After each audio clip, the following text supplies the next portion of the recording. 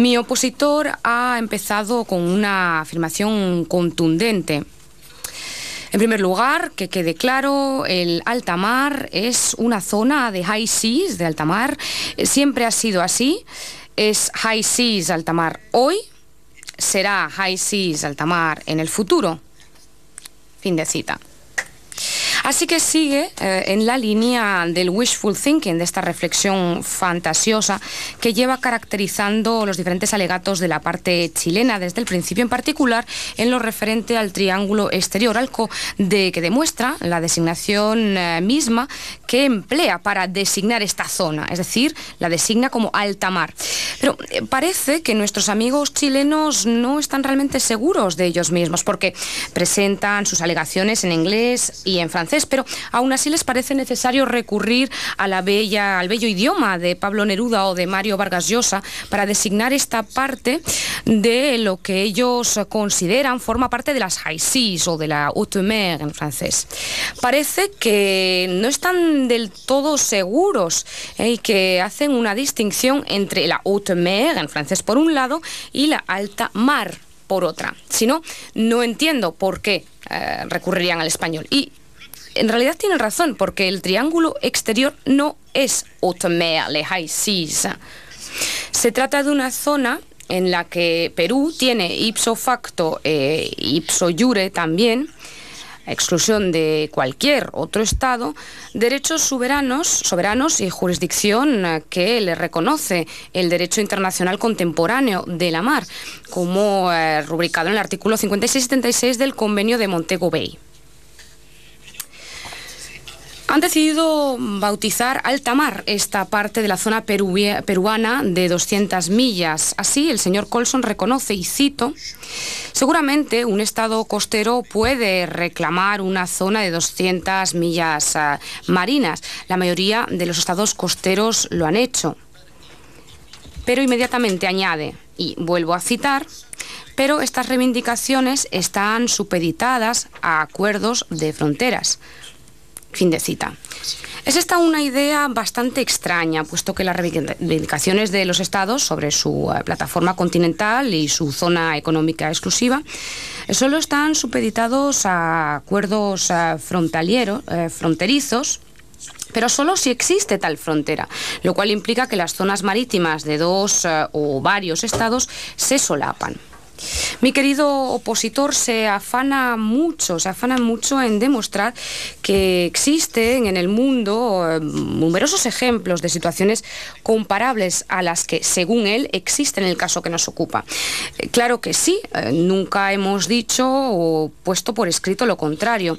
Cuando dos estados concluyen un acuerdo de delimitación fronteriza y consideran que en aras de una solución equitativa es necesario que uno de entre ellos renuncie a sus derechos soberanos sobre una parte en general restringida de su zona de 200 millas, dicha renuncia o cesión es totalmente válida. Es lo que ha ocurrido en casos de situaciones de alta mar en América o en Sudamérica, mostrado por los croquis que se encuentran en la pestaña 108 del dossier de los jueces o del legajo de los jueces preparado por Chile para la sesión del viernes por la tarde. Lo que mostramos hoy lo hemos corregido ligeramente y hemos aportado algunas precisiones al inglés. Y un par de comentarios sobre estos croquis. En primer lugar, y esta es la corrección, hay que descartar el pretendido triángulo exterior que hubiera resultado de la frontera marítima entre Ecuador y Perú antes de 1971. Por aquel entonces no existía frontera marítima alguna acordada entre los dos estados. En conjunto, los triángulos exteriores, y estas son las precisiones que nosotros hemos aportado al croquis presentado por Chile, tienen una superficie infinitamente más modesta que el nuestro. A este respecto, de hecho, los croquis preparados por Chile se prestan a confusión, puesto que a pesar de las apariencias, las ampliaciones que aparecen en los insets, en estos recuadros, se encuentran en escalas muy distintas entre sí. Sobre todo, esto hay que destacarlo, en todos los casos se ha tratado de compensar las concesiones realizadas, por lo demás, por el Estado, en detrimento del cual se concibió el triángulo exterior. A modo de ejemplo que de hecho se ha debatido largo y tendido entre las partes, la instancia actual, el Chile ha tenido que renunciar por su parte a una parte de su zona de 200 millas en el tratado que concluyó con Argentina el 29 de noviembre de 1984, en el que se contemplaba la mediación de la Santa Sede tras la puesta en tela de juicio del arbitraje sobre el canal de Beagle. Se trata claramente de una solución de transacción aceptada expresamente por Chile a cambio de una solución globalmente aceptable. Nunca se ha hablado de este tipo de quid pro quo en las relaciones entre Chile y el Perú. Todos los demás casos no se refieren más que a superficies mínimas de algunas decenas o como mucho centenas de kilómetros cuadrados, y la mayoría de hecho no se detectan directamente fuera de estos encuadros, de estos insets en los croquis ilustrativos creados por Chile.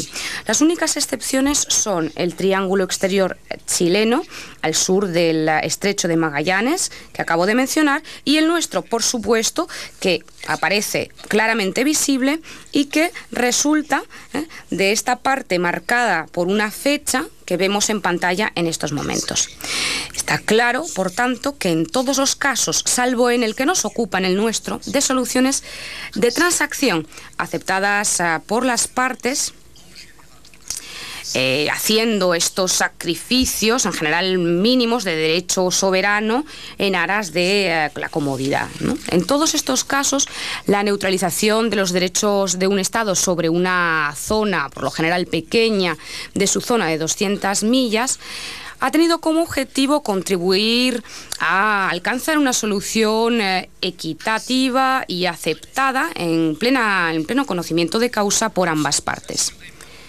Desde luego, nada que ver con el caso que nos ocupa en estos momentos, señor presidente, porque lejos de contribuir a la consecución de una solución de este tipo, lo que pretende Chile es privar a el Perú de sus derechos sobre el triángulo exterior, algo que agrava considerablemente la injusticia ya muy marcada que resultaría a partir del establecimiento de una frontera marítima por el paralelo 18 grados 21 minutos sur.